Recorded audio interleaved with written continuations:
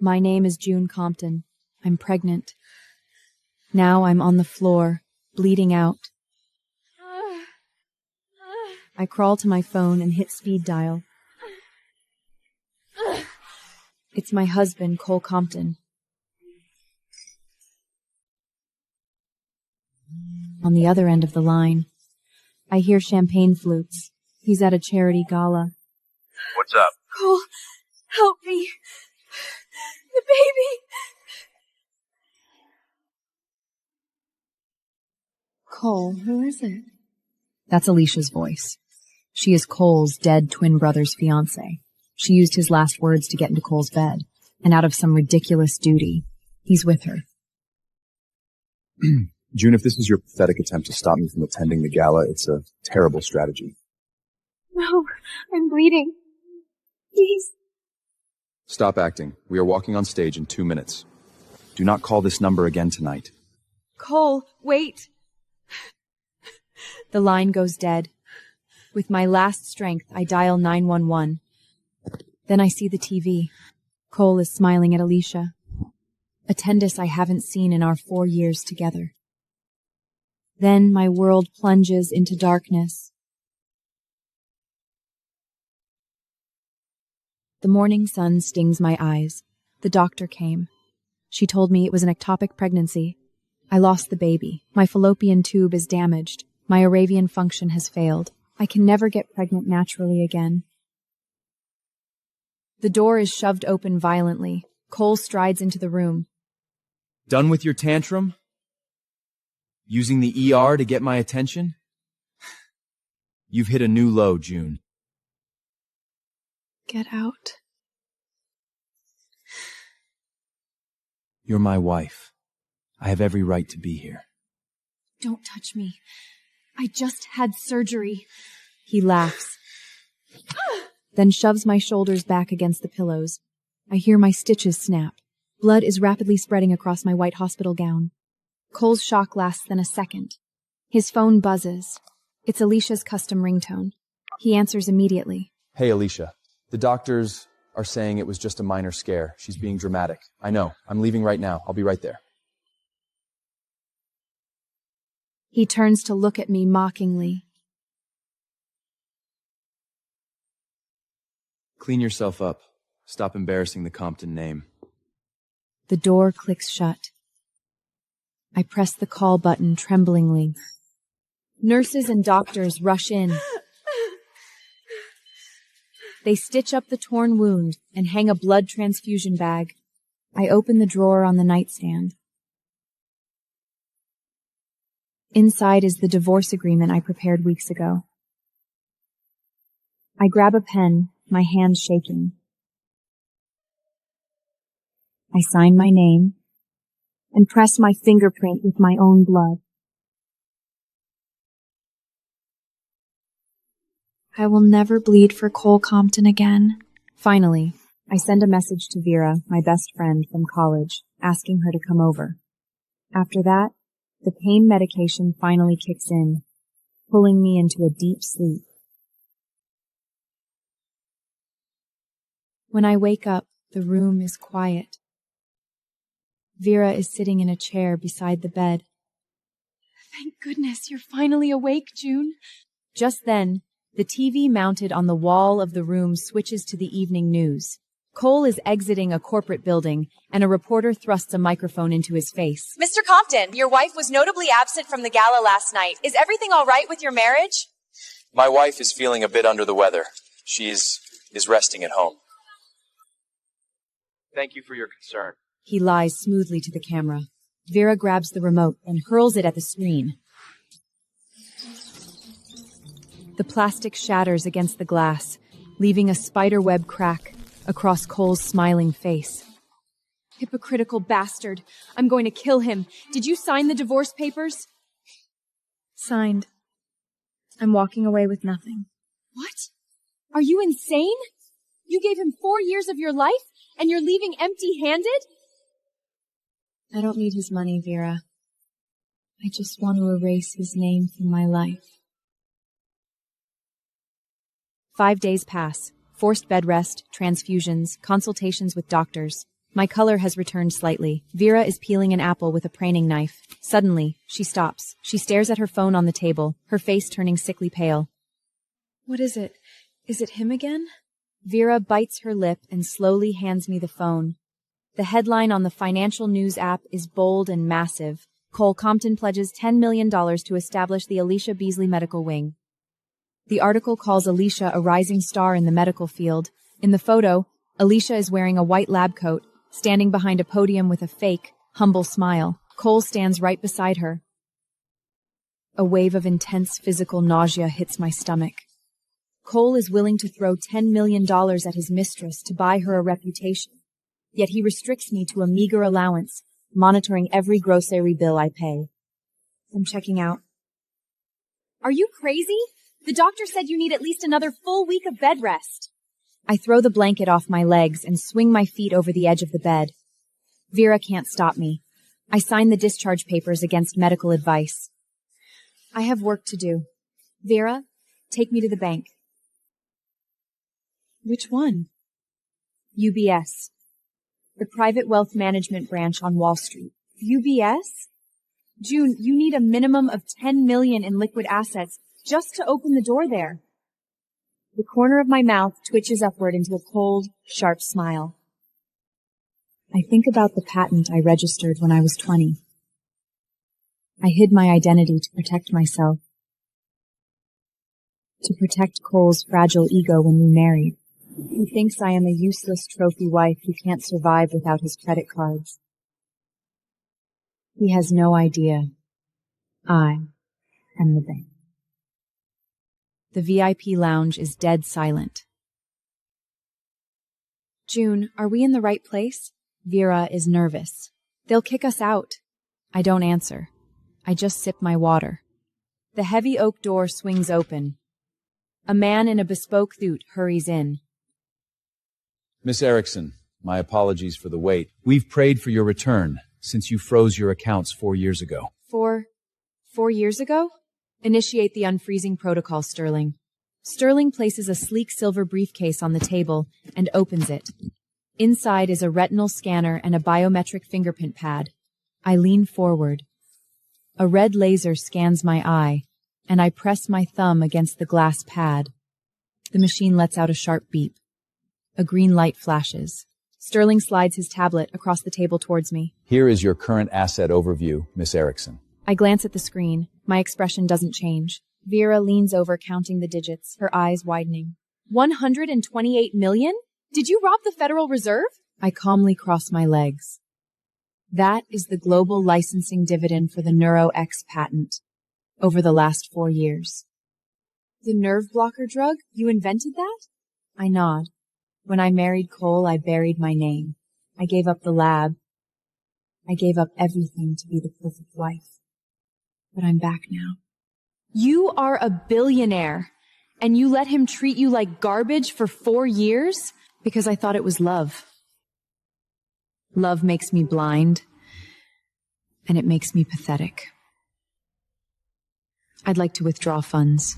How would you like to proceed, Miss Erickson? Transfer $50 million into my checking account immediately, and issue me a Centurion card. Consider it done. Also, regarding the Compton family trust... Sever the connection, and give me a pair of scissors. Sterling gives me a pair of shears. I pull out the credit card bearing the name June Compton. I cut the card into pieces immediately. I feel the collar around my neck is finally gone. June. You're finally coming back to the light. The medical community has bled for 4 years without you. I'm sorry, Professor. I got lost in the dark for a while. Brogan Clemens, the CEO of Apex Bio, is a former student of mine. I've already called him. He's prepared to offer you the chief scientist position. No. I don't want back doors, Professor. Why? I want to walk through the front door on my own merit, and I can't use my real name. With your brain, you own the building. Go take back your throne, whatever name you choose to wear. An hour later, I walk into the Apex Bio, wearing a sharp, tailored black suit. Please wait a moment. I'll go check with our CEO.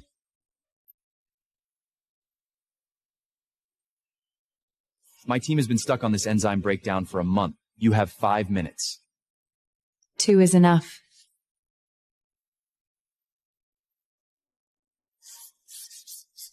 The hydrogen bonds are unstable under heat. Replace it with a sulfide bond. Problem solved. Brilliant. You're hired. Lead researcher. Name your salary. I don't care about the salary, but I have 2 conditions. What conditions? First, my identity remains confidential. Only you will know who I am. To everyone else, I am a remote consultant, codename Nemesis. Okay, no problem. What about the next? Second, I want absolute veto power over all external partnerships. Deal. Welcome to Apex Bio, Nemesis. Deal. Nemesis, the Greek goddess who hunts down the guilty. Cole and Alycia killed my baby. And now, they are about to meet their nemesis. The tires of my brand new black Mercedes G-Wag crunch against the gravel driveway of the Compton estate. I am only here for one thing. My late parents' belongings. Well, well. Look who decided to show her face. Mr. Compton ordered all your garbage thrown out. When I was lying on the floor, hemorrhaging from my miscarriage, Lynch didn't care whether I lived or died. She only cared about the rug. Just come back for this? Put the wooden box down. Everything in this house belongs to the Comptons. Who do you think you are? I slapped the thick manila envelope hard against her chest. It is a 4-year audit of the household accounts. The police are already on their way. I ignore her and pick up the wooden box containing my parents' photos. I walk upstairs to the master bedroom.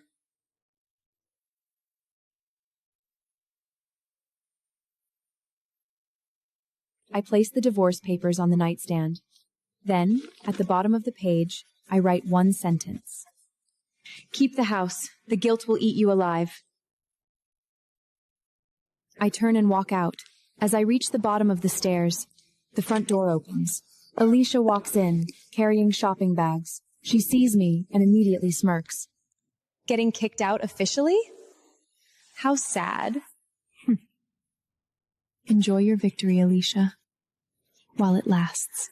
Alycia recoils, genuinely frightened by the murderous look in my eyes. I walk out the front door, just as 2 police cruisers pull up, sirens blaring. Please, officer, just listen to me! This is just the beginning.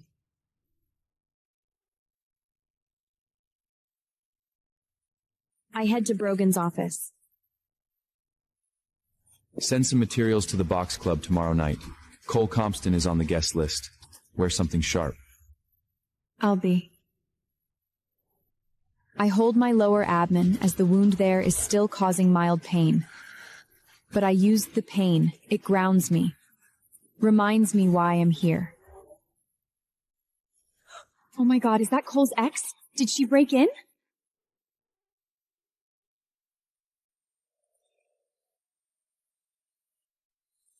Cole looks up. His eyes travel from the hem of my dress up to my face. This is a private table. Who let you in? Cole, be nice. Maybe she is here to apologize. If you're here to beg, do it outside. I don't look at them. I walk past Cole, straight to the back of the room, to a gray-haired man sipping tonic water. Thomas Wade, a major shareholder in Apex Bio. Mr. Wade, Professor White sends his regards. Phase 2 is complete.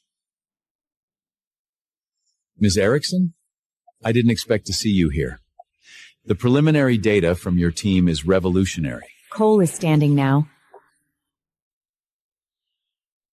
He is used to my tears and my pleading. He is not used to being invisible.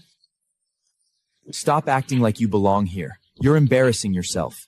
If you wanted my attention, congratulations. You have it. Now get out. I finally look at him. Step aside, Cole. Or what? You're blocking the light. The words are quiet, but in the sudden silence of the room, they land like a slap. Cole flinches. He drags Alycia out. The air in the VIP suite is suffocating. I need to breathe. I descend the stairs to the main lounge. Darker here, the music louder, the crowd more chaotic. I like it. I find a booth in the corner and sink into the leather. My side throbs with a dull ache. I check my bandages surreptitiously. No fresh blood seeping through yet. Good. You look like you need a drink. Or a priest. I look up. A man is standing there. He is impossibly beautiful. Behind him stands Sloane Harper, the wildest of the Manhattan debutantes. Sloane hates Alycia with a passion. I love your energy. You look like you're actually having fun. June, I heard you castrated Cole upstairs with 5 words. Legend. The man slides a tray of tequila shots onto the table. I'm Luca. I'm married. I'm pending. Pending is my favorite category. Truth or dare, June? Old school. Unless you're too scared. I see Blair lurking near the bar, phone raised. I know exactly what is happening. Dare. 1 minute, you and Luca. The chocolate stick game. Don't break eye contact. Don't break the stick. It's a trap. A high school game meant to simulate a kiss. Fine. Okay, let's get started now. Luca places one end of the biscuit stick in his mouth and leans in. I take the other end between my teeth.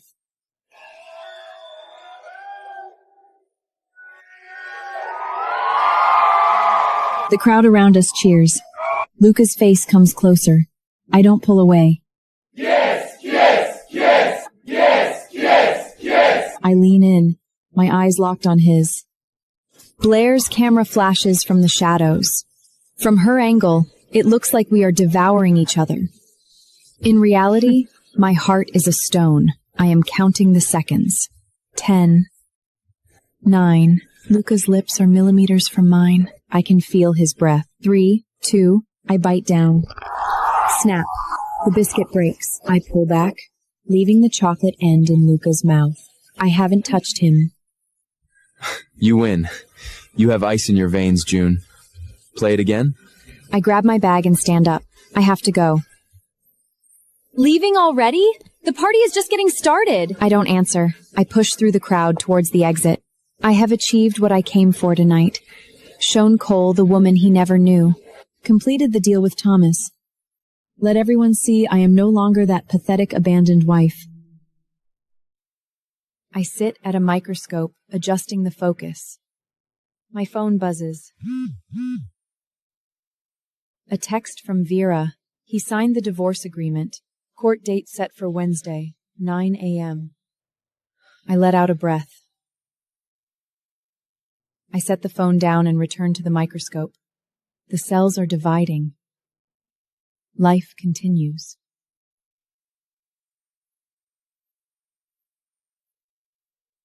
My colleague brought me coffee. Dr. Prescott is looking for you. He's in the secure wing. Says the synthesis results are back. I stand up. Wednesday, I think. Just 3 more days.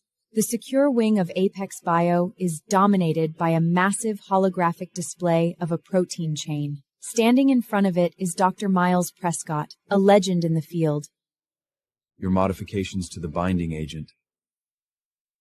They're aggressive. They're necessary. If we want to bypass the blood-brain barrier without toxicity, we have to be aggressive. Agreed. Welcome to Project Phoenix. We work for 6 hours straight. No small talk. Just science. It is the most intimate I have felt with a man in years. During lunchtime, Miles leads me out of the building to a French bistro around the corner.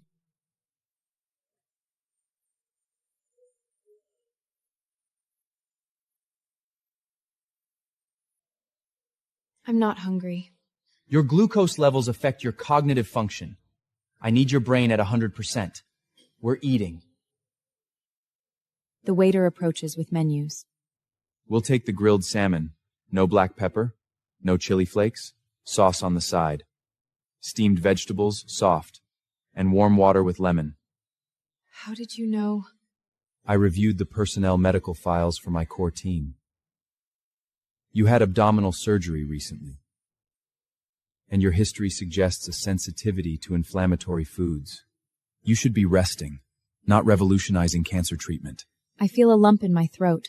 Cole didn't know I was allergic to strawberries until our 3rd year of marriage. Miles knows my dietary restrictions after one day. I can't rest.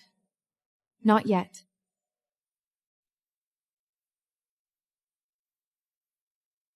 Then eat. After lunch, Miles insists on driving me. My car is here. You're swaying on your feet. I'm driving you. You can pick your car up tomorrow. He leads me to a silver Aston Martin DB11 and opens the door for me. As he walks around to the driver's side, a flash goes on across the street. It's a long lens. But I don't care. Night has fallen over Manhattan. I just walked out of the Apex Bio building. Cole stood in front of the glass doors, blocking my way. We need to talk. There's nothing to talk about. I try to walk around him. He reaches out and blocks me, pulling a photo from his pocket and holding it up to my face. It's a paparazzi shot of me and Miles.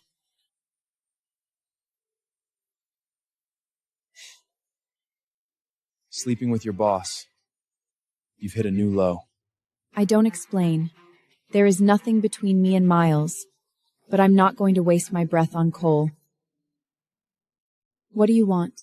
He stares at me for a few seconds, then pulls a check from his inside jacket pocket and holds it out to me. $10 million.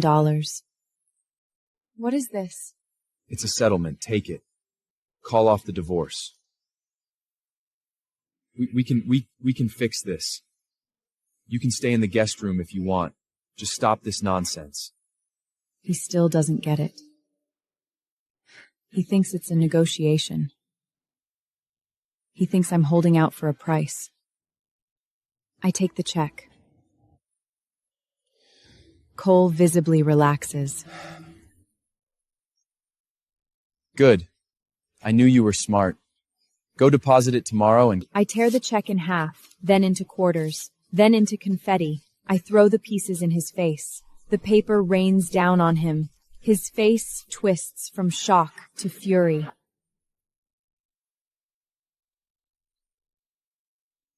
You think you can buy me? You think I'm Alycia? You think I'm a whore you can pay to stay? Don't you dare compare her to... I'm worth more than 10 million, Cole. My dignity is not for sale. Cole grabs my wrist. His grip is hard. You're making a mistake. I will bury Apex Bio. I will make sure you never work in this town again. Try it. I yank my arm free.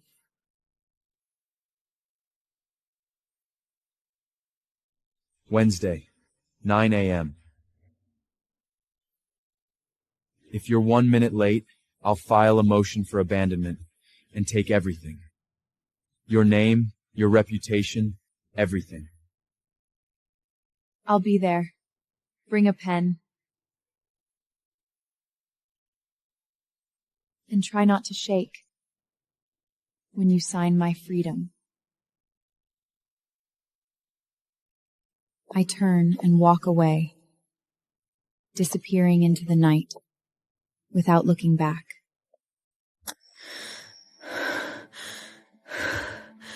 Wednesday morning, I wake up with a gasp. The pain sharp and stabbing. I develop a fever.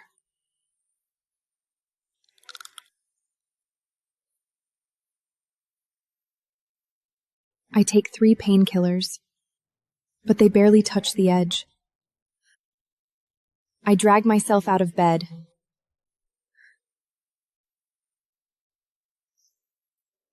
I put on the suit I bought. I apply concealer to hide the dark circles. I look in the mirror. I look powerful. But I feel like I am dying. To make matters worse, traffic is a nightmare.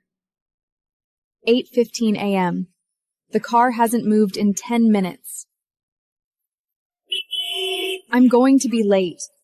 Miss, there's a protest up ahead. We're stuck. I check the GPS. The courthouse is 6 blocks away. I'll walk. I open the door.